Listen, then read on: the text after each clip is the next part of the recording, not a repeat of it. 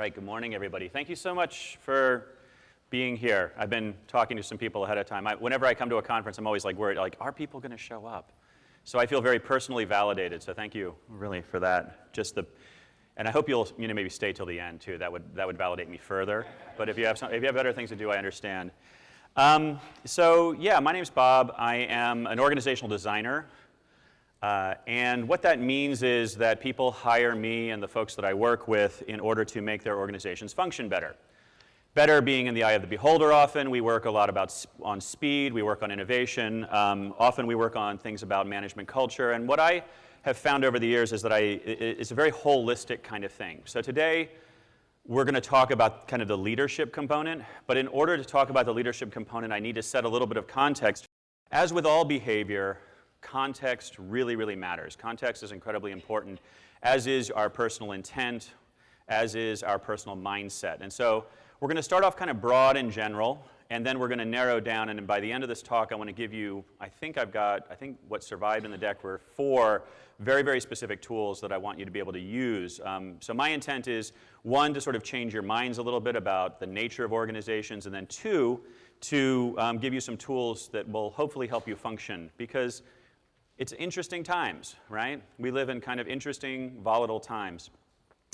So a little bit more about how I come to this work. So I come to this work as a student of business. I have an MBA in green and sustainable business. I also come to this as my undergrad is in philosophy. Really, my mom was so happy and so proud when I chose that. And also a student of anthropology, a student of sociology, most recently a student of positive psychology. And I've always really cared about hopefully making the world a somewhat better place, leaving it a little bit better than I found it. And I've also always really cared about collaboration, about people coming together. And what I've noticed over the years, which is really fascinating to me, is that organizations are a kind of human superpower. All of the good stuff that humans do, we do when we come together. Like alone, and also even just like surviving, like we don't do that very well by ourselves, humans don't. And if you study anthropology, if you study sociology, and you look at the history of humanity, you realize that our ability to organize in a variety of different formats, but very, very tightly knitted formats, is one of the keys to our survival and our thriving and frankly, our dominance as a species on the planet. Highly recommend looking at a book called The Social Conquest of Earth by an evolutionary biologist named E.O. Wilson, who will kind of go more into that. But I hope you can agree with me. Like, organizations are really, really important to people, right? They're really important to humans. There's a dark side to all of this as well, that organizations, all the kind of the bad, it's hard not to swear here. I'm going to try not to swear today. Don't swear, Bob. That all of the bad stuff that we do as people, whether it's war, whether it's pollution, whether it's well, we won't get political, but we do as a group, right? So we come together and we do bad stuff as a group and we do good stuff as a group, and the outcomes are kind of anyway. Groups are important. That's all I really want you to get from those first couple of slides.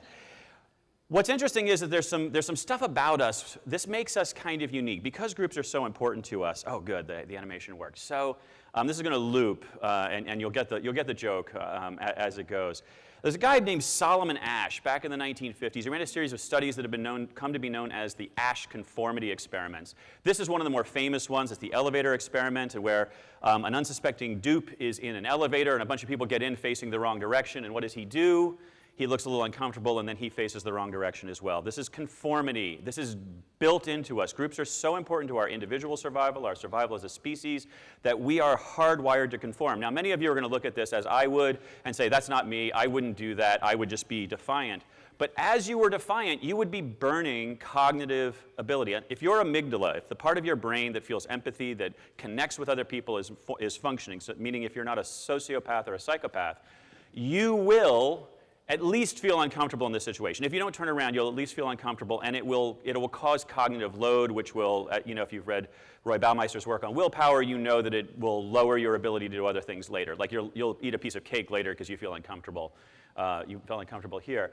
And so this means that organizations win. When there's a conflict between an individual and the will of an organization, when we're part of that organization, the organization is almost always going to win. Many of you, myself included, we join organizations thinking we're going to change this organization, right? Has anybody ever thought that? I'm going to change an organization, right? We can, we do, but more likely than not, the organization is going to change you as well. Hopefully you'll change the organization some. There's a conversation between the individual and the organization.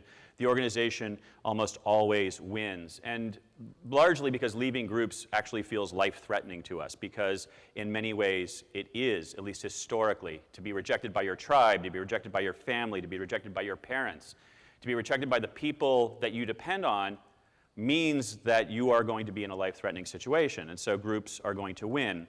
So what this all means is that groups and the groups we associate with, the groups we create, exert a very, very powerful influence on our world, both individually. So there's a wonderful book called Connected by Nicholas Christakis, who is a researcher down at Yale. He runs something called the Human Nature Lab. And what he's demonstrated is that if your friend's friend gets divorced, your likelihood of getting divorced increases, whether or not you even know of that friend's that person's existence. The same is true if that person becomes suddenly healthy, like gets in good shape. Your likelihood of getting healthy and getting in good shape also increases.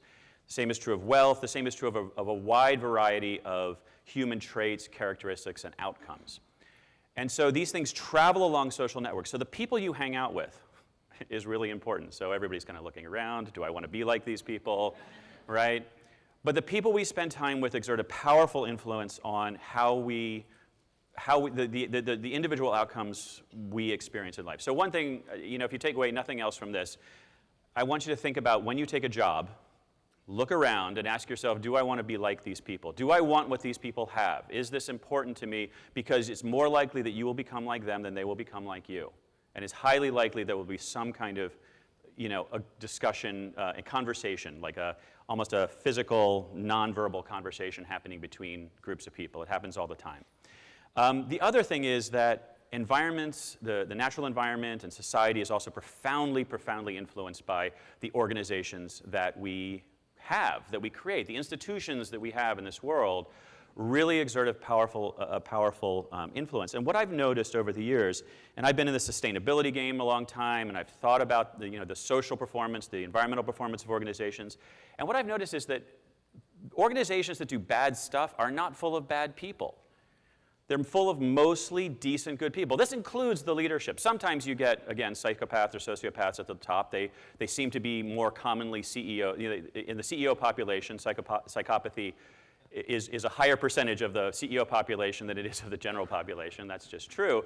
But it's still not that significant. I mean, it's not that high. It's like 6% potentially, right?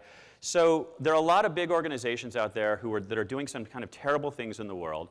That are full of mostly good people. And so context matters. And I think when we're going to talk about leadership, I really wanted to start here because the context that leadership exists in matters. And often I think the role of a leader today is to create a new context. And we're going to talk a lot about what that context is and how that functions inside of organizations. But let me just sort of kind of bookend this particular part of the talk with, I believe we need leaders who are able to create organizations that are able to bring out the best in humanity.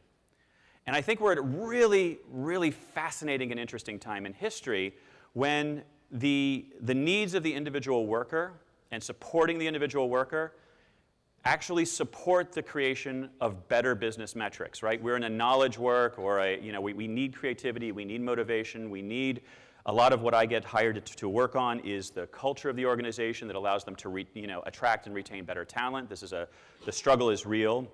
I also believe that as we do this, as we empower individuals to be more engaged, to be have more agency, have more autonomy inside of organizations, we are also able to create organizations that do have a sort of better value structure and create better outcomes for the environment and for society.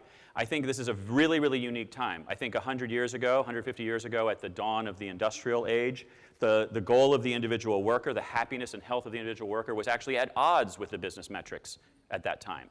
But today we exist in a time when we need to support the people inside of our organizations to be better people And that's what creates better business metrics. And my hope is, this is my kind of life's mission, this is what I really focus on, is that will then create organizations that essentially operate more morally and are kind of like better global citizens. And I think this is a really, really worthy goal. I hope you do as well.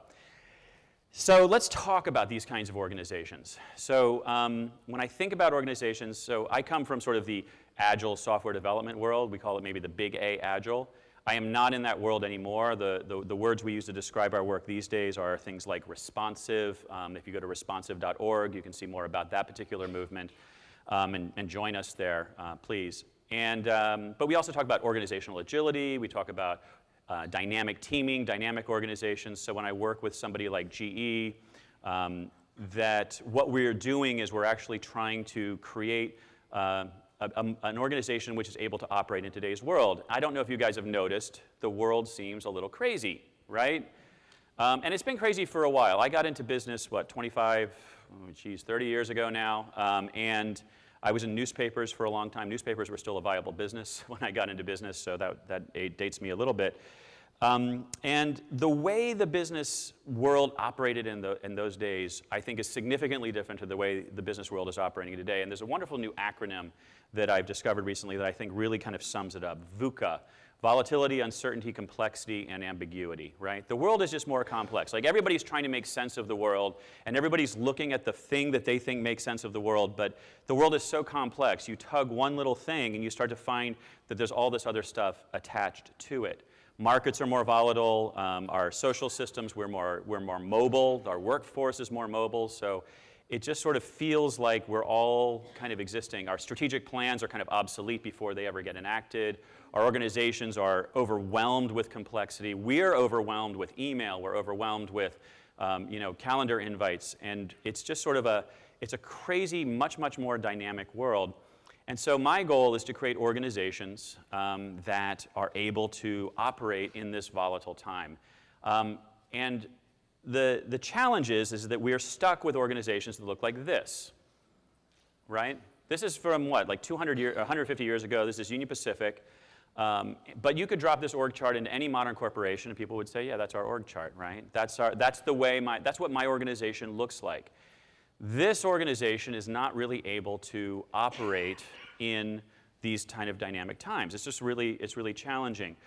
When we think about this, I and my colleagues, we think about there being an operating system for organizations. Organizations, like a computer, have an operating system. That operating system is often unseen, unacknowledged, unknown, and it dictates everything. It creates all of the outcomes that we have come out of this operating system. The operating system we have is designed for a complicated world, but not the complex world, right? And so Frederick Taylor, we can talk all about Taylor later, but Frederick Taylor, the founder of scientific management, he said, let's separate the thinkers from the doers. This was revolutionary.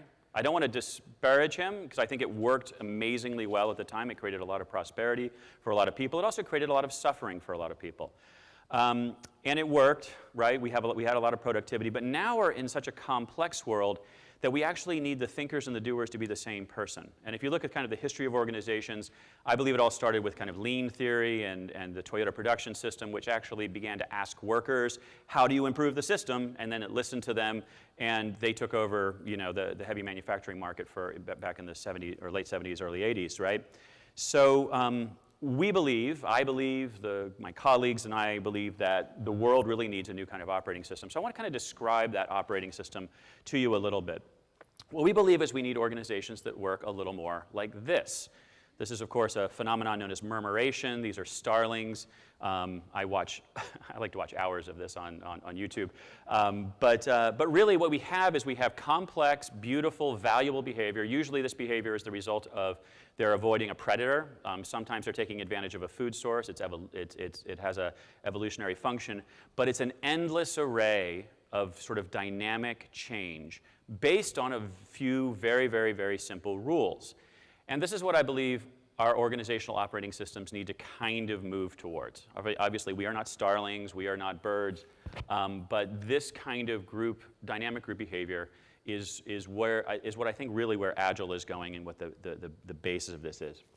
What's interesting about this is that if we're going to move to a more agile, more dynamic way of organizing, we really have to rethink what we think of people. And actually, over here at MIT, back in the 1960s, a guy named McGregor articulated theory X and theory Y. All right, so theory X is scientific management, it's Taylorism. People on the whole dislike work, find it boring. They'll avoid it if they can, right? This sounds familiar. This is our incentive systems in most organizations are based on this. What's interesting about Taylor's work is that he was basing his work on, frankly, on slavery. So a lot of his work was based, the first time we began to sort of ask, how can we get more out of a human, was in a slave environment, and that mindset has traveled over into our modern corporations. I know it's a little disturbing, but there it is, right? But what we know from economics, what we know from sociology, what we know from psychology is that if we really study what motivates people, we know that people need and want to work, that they can self-direct, that people like responsibility, that people like taking on work, right? Everybody in this room probably thinks of themselves as a theory Y person, and all the idiots they work with as theory X, right? If you're a boss, I imagine you think of your workers, at least on some level, as theory X people. And this is true because, again, context matters intensely. We have created contexts that reinforce theory X behavior, but we are actually really theory Y people. And so the first thing I want to talk about is a mindset shift, right? Like, let's just open our minds up a little bit about the nature of people. What's really cool is that there are a bunch of companies out there that are doing amazing things. And I want to go over a couple of them. When I say a couple, I actually think I probably have too many slides. But anyway, because I get so excited to talk about them. But we have companies up here, everything from healthcare to technology to gaming to material science to actually the military is represented up there. JSOC is an aspect of the U.S. Government. It's a kind of elite military team. And let's just talk about a couple. I want to give you a few examples. And by the way, you can have these slides. I'm going to have my email at the end. I annotate things. I like to share stuff. So anyway, for what it's worth. Ricardo Semler, back in the 1950s, he inherited his company in Brazil from his father. He immediately diversified them, and he immediately began to question some very fundamental management practices. One of the things they do, which is really interesting, and they've been doing it for about 30 or 40 years, is they allow people to set their own hours. They allow people to set their own wages. And he said, you only need a couple of things to set a wage, right? What's the competitive market look like? What are other people in the organization getting? What are the gross revenues of the organization? Like, how are we doing? So he's like, let's just give the people that information and then let them choose. And he's been doing it for years, and it's worked very well. And you can imagine that it lowers all sorts of management overhead, right? It's cheaper to run an organization where people are where people are kind of setting their own things. And it creates transparency. I know what my neighbor earns, so I can, it creates a more kind of robust social system. By the way, if there's one really revolutionary act you want to do inside your workplace, and again, bosses, you can close your ears, but workers, people who are employed, talk to your coworkers about what they earn. Learn what your coworkers earn. Be transparent. Lack of transparency will benefit a command and control mindset. It only empowers the workers. It might upset you at first, but it only empowers you. That's my little radical thing for the day. W.L. Gore is a company near where I grew up in Pennsylvania and Delaware. They make Gore-Tex. You probably have heard of this. But one of the things they do, which is fascinating, is that when a business unit gets to be over 150 people, they subdivide that business unit into 2 business units. The reason for this is Robin Dunbar, he was an anthropologist back in the 90s. He started studying human societies, and he realized that a Roman legion was about 150 people. An early farming village was about 150 people. And he created this idea that it seems to me we have a cognitive limit. The amount of faces that we can know is about 150. And so once you go over 150, your need for more sort of structured systems really ramps up. Anybody who's ever been in a startup knows that once you hit 60 people, things change. Once you hit about 200, 150, 200 people, things change. Once you hit about 600 people, things change. There are these very, very natural inflection points. And Gore-Tex has become a very big, very powerful, very wealthy company by exploiting these natural cognitive limits. Burts Org is a Dutch collection of nurses. They allow the nurses to self-organize. They give about 10 to 12 nurses, about 50 people. Here are your people. do with them as you will, right? Like, you self-organize, you tell us what you need. And an Ernst & Young study found out that actually people are staying with them less time. It takes less total hours in order for them to provide the same level of care, and yet they're providing more hands-on care. So a person who might average in another organization staying with them for 3 months will only stay with Burts Org for about a month and a half, but they'll get much more personalized care because the nurses actually care, because they're, rather than being treated as sort of numbers and interchangeable parts inside of a large organization, they get, they get more personalized care. I'm going to fast forward for the next 3 slides because I realize that I'm running out a little bit of time here. But actually, you know what, I'm not going to. I'm going to talk about Valve. So Valve, but I'm going to go a little bit fast. You guys get the slides and you can do more reading. Valve's handbook is amazing. One of the things they do is they say, find something to work on. Like, you get hired by Valve, and this is a very, very wealthy company, by the way. So it's one of the biggest gaming companies in the States. They're based up in Seattle. And they say, when you join Valve, find something to work on and find other great people to work here. Those are the only 2 directives you have. So they have this very open allocation plan. So imagine being a product manager at Valve where you've got a product, but people aren't being ordered to work for you. Instead, they're being told to find something interesting to work on. All of a sudden, you have to now make your project look kind of interesting. W.L. Gore does a similar thing. They articulate followership rather than leadership. So you become a leader at Gore by attracting people rather than by being placed above them, right? It completely inverts the kind of social, it goes from theory X to theory Y really, really effectively and really in a really, really fascinating way. And then finally, whoops, Morningstar, the largest, I believe they're the largest tomato processor in the States. They have no line managers. They have, again, kind of an open allocation system. They have a very, very interesting thing. I have the highlight here and a link to it, the colleague letter of understanding. So when I work with somebody, I tell them, we create a kind of contract with each other. This is what you can count on me for. And then they say, this is what you can count on me for. And we kind of sign it. Like, we work together to understand what do we need from each other. The bosses aren't even there to really tell you what your job is. Instead, we all know that we have this outcome that we're trying to generate, and we try to generate it together. It's really, really fascinating. You can also look, now I specifically avoided companies that I think we probably read a lot about, but I do encourage you to read a lot about them. Things like companies like Google, companies like Netflix, Spotify does a really amazing model as well. I think all the big tech companies have really caught on to this stuff a while ago. But I also wanted to demonstrate that this kind of thinking doesn't just operate inside the tech world. It can operate almost anywhere. And I think we really need it. And you can imagine these people are probably a whole heck of a lot happier than people working in another kind of organization where they're being ordered around and told what to do, right? There's more agency, there's more autonomy. It turns out that's one of the things that humans really like. We don't like being told what to do. At least I especially don't like being told what to do. So if we're going to lead in this environment, one is we need to be thinking about leading towards this kind of context. We need to be creating a different kind of organization, not just showing up in a different way, right? We need to actually be behaviorally, structurally changing our organizations to operate in a different kind of way. But it also requires different things from a leader. The reason I chose this picture is because, and I'm stealing this from General Stanley McChrystal, who wrote an amazing book called Team of Teams, but he talks about the move being away from like a chess master who knows all the moves and who's commanding all the troops to more of a farmer, someone who's in charge of nurturing a system, nurturing a healthy system, and then letting that system create the sort of the bounty, if you will, right? So as a leader, I think our responsibility is to nurture a system, to create a healthy system, and to create an environment where people can show up and do the best work of their lives. So, a couple of things about this. Am I advanced? Ah, there we go.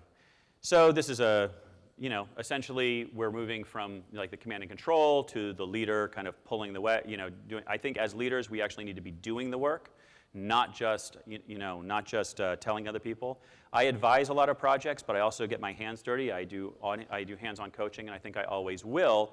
And this is because I don't want to be separate from the work. And I work side by side with people who are just starting out in their career to people who have been in their career for a very long time. And I learn from everybody. And I think being a part of a team, there's nothing that feels better than that. And as leaders, we need to not just be managers, but also to be doers. I think that's super important. When it comes to organizational agility, I think there are a couple of big shifts that we need to make. We need to shift from a focus on personal success or personal achievement to group outcomes, right? So rather than focusing on, and this can go into compensation systems, right? So I helped,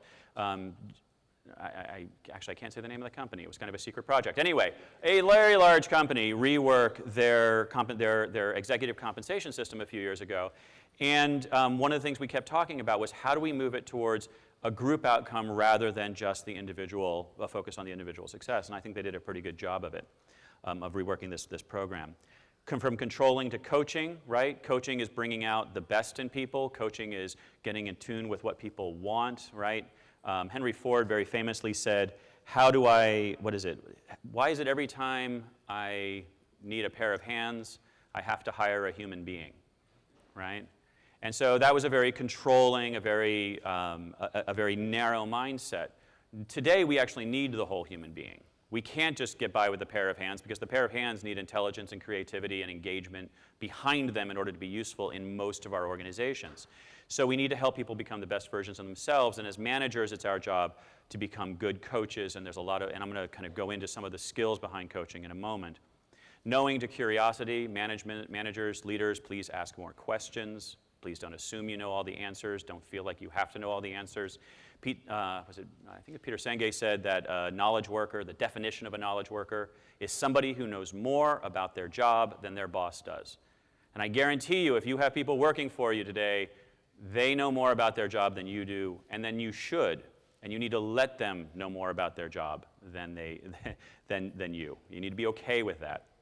We need to move from a focus on I didn't know quite how to phrase this, but from thinking and doing kind of being separated to thinking and doing being together. And I think in every role and every level of the organization, we need to expect people to show up, be creative, and be thinkers.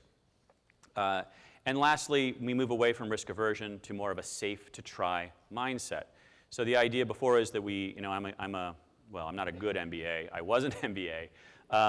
But we need to move away from this mindset where we're going to minimize risk all of the time by not doing anything, essentially, or by consolidating power or consolidating a market position, because that's just not a tenable, ongoing solution anymore. But instead move to where we want to be action biased. We want to do a lot of stuff, and in order to do that, we need to make smaller bets that are safe to try, that aren't going to bring our organization down if they fail, but at the same time are, that we're doing stuff, that we're not just kind of like running down the same old route that we used to. And we've seen this happen, right? If you watch what happened with BlackBerry and with RIM, if you've watched what's happened with a lot of kind of bigger organizations, right, that they keep running down their same old path. They're unable to innovate. They're unable to change with the times, and largely because they are risk averse. They're like, oh, we can't do that because it's dangerous. But not doing anything is really the most dangerous move you can make. So these are kind of organizational shifts. I want to talk about the values that drive an effective leader inside an organization that has made these shifts. And when I talk about values, I always like to juxtapose a value against another value so we know what we're valuing more than that, right?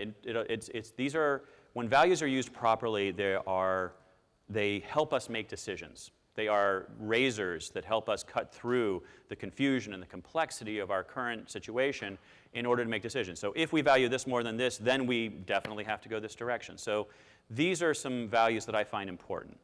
And working with my clients that they definitely find important as well. So learning over success. So usually we want the thing to be really successful, right? That feels good. But if we're only prioritizing success, then we're probably not taking risks. We're probably not leaning in to the discomfort, which is something that is really, really essential. So we need to prioritize so getting a good no is almost as valuable as getting a really good yes, right? Because we've learned something. We know, that didn't work, right? Well, let me try this, and let me try this.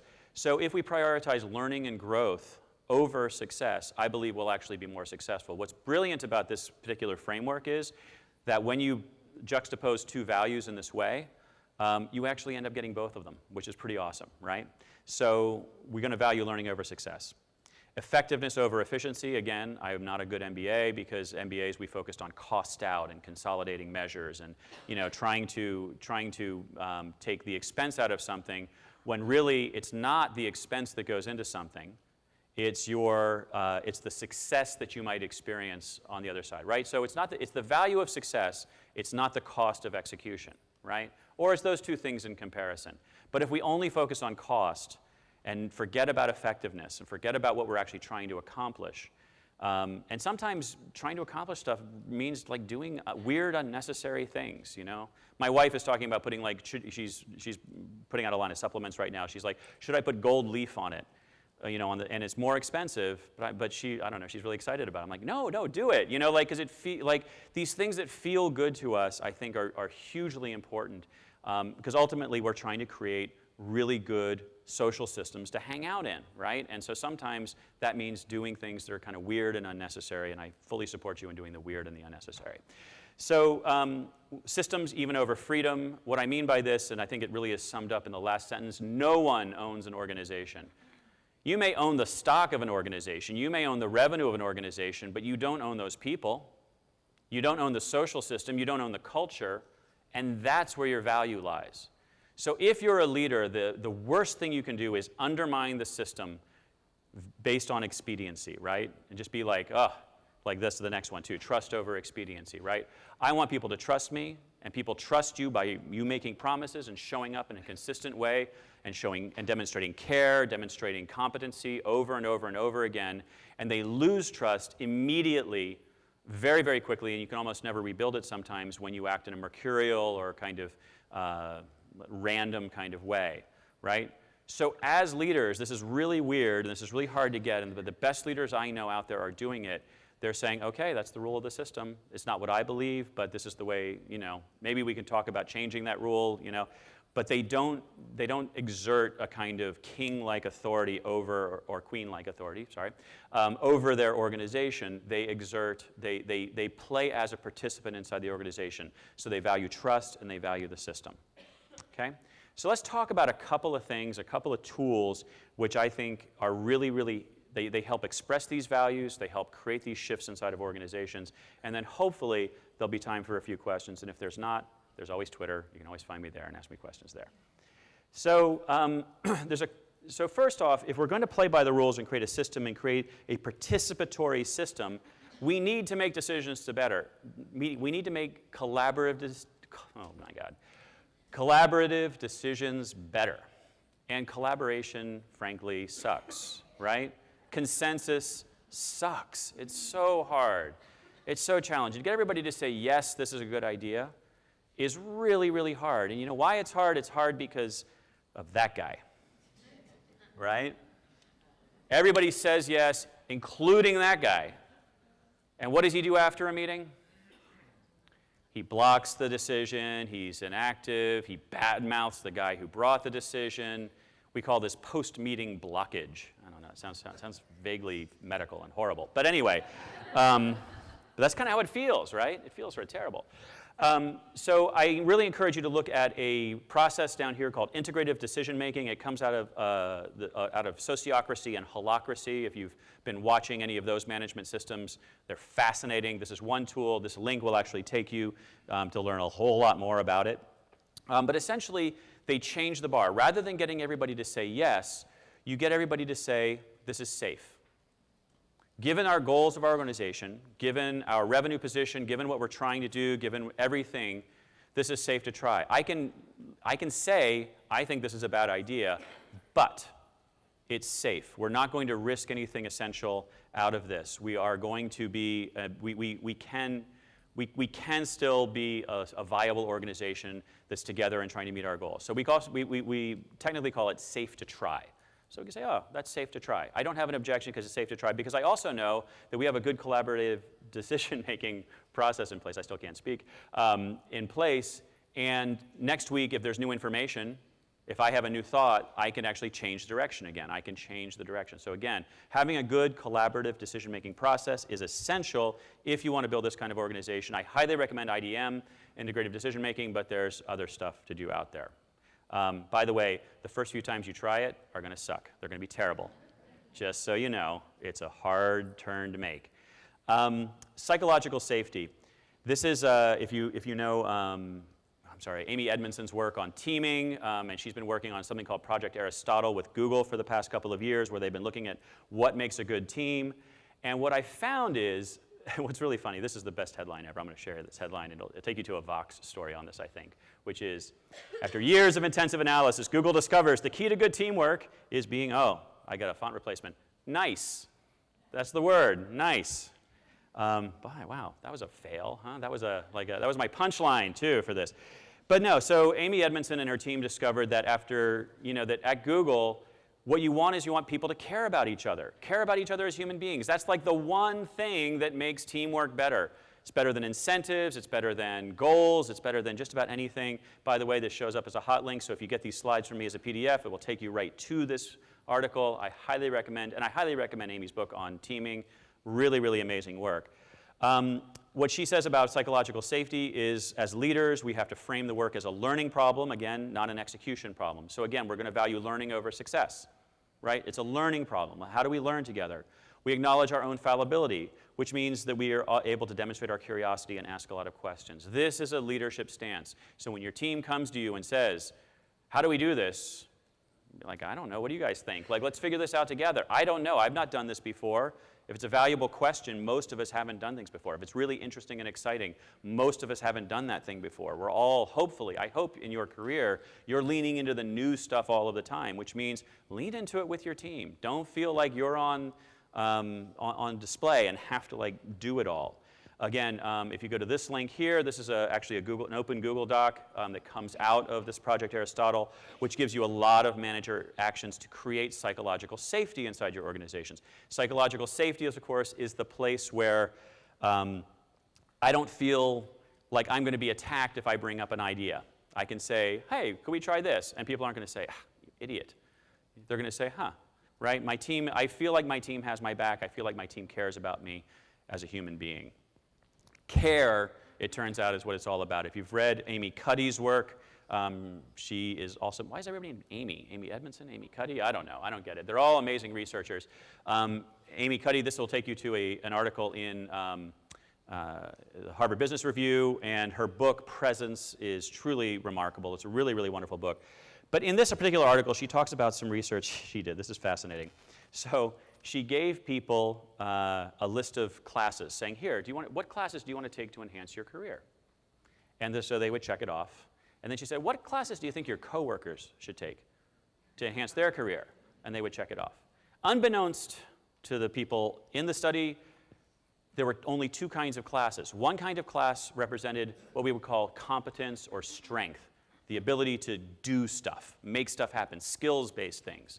The other involved, let's call them soft skills, warmth and caring, getting along with other people, communication.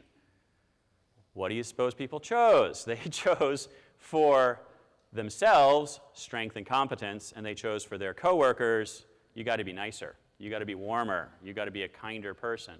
Because it turns out the intersection between strength and competence equals trust. When we encounter a new person and we're asking whether or not we can trust them, we're asking two questions. One, do they care about us? And two, are they able to deliver on what they say? Are they able to do what they'll say they're going to do? And it turns out we do ask the questions in that order.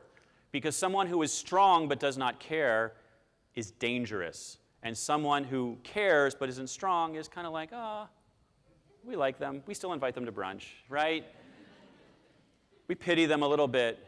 But the people who both care and are strong, and this is like the only time I'm going to get political, but I think this is the question people were asking all over the country during this election cycle. Does the person care? And are they strong enough? And I really think it came down to a lot of this question. Like who cares about whom? And who cares about me? Who cares about my interests? And I think if I break down most political discourse, I believe it falls into really like, are they able to do what they say they're going to do? And do they care about me and mine and the things that I care about? So this brings me kind of to the end of my talk. And whoops, that button didn't do what I thought it was going to say I was going to do. After the election, again, I'm still staying political, I apologize, but I actually called up Susan David. She is a researcher here at Harvard. whose book, Emotional Agility, has been rocking my world recently. It's brand new. I love her work. One of the things she talks about is this idea of fearlessness, that we cannot, that leadership, being in business today, being in this kind of Buca world, this volatile world, this uncertain world, this complex world, is really frightening and really challenging, and probably should be. I think being a good human being is a frightening proposition, right? Being a human in the world, right? We're always assailed with uncertainty. We're always assailed with fears. And she's like, stop trying to be fearless. Let yourself feel that fear, but know what your values are, and be willing to walk directly into those fears with your values as your guide towards what matters. I don't know, again, font replacement got cut off. But be willing, right? Be willing to be fearful and still take the action. What she says is, and this is mind-blowing for me, emotions are data, not directions. And I think this is mind-blowing in two directions. One is emotions are important. They are important data about what is going on. So pay attention to your emotions. Pay attention to your people's emotions. Emotion is important, but don't just blindly act on your emotions. Take them in as data and be willing to know what your values are, know what you're trying to accomplish, care about that, and then walk fearlessly towards it and walk fearlessly into the unknown. I think this is incredibly important. The last thought I want to leave you guys with is that I care about business performance immensely. I care about speed, I care about output, I care about innovation. I care about, as I said, the environmental performance of organizations and the social performance of organizations, and I really care.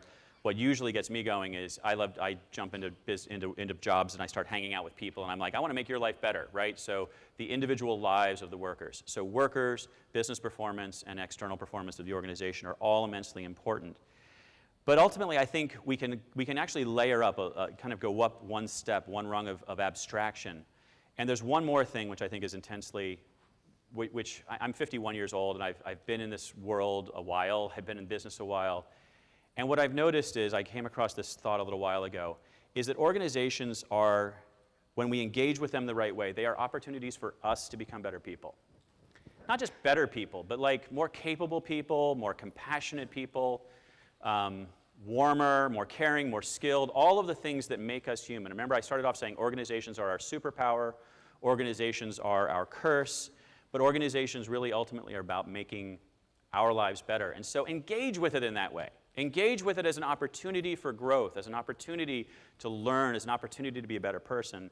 And I really believe that we can, I don't know, make the world like slightly better, like my goal, right? Like let's try to let's use organizations and our engagement with organizations in order to make the world a little bit better. Thank you all so much.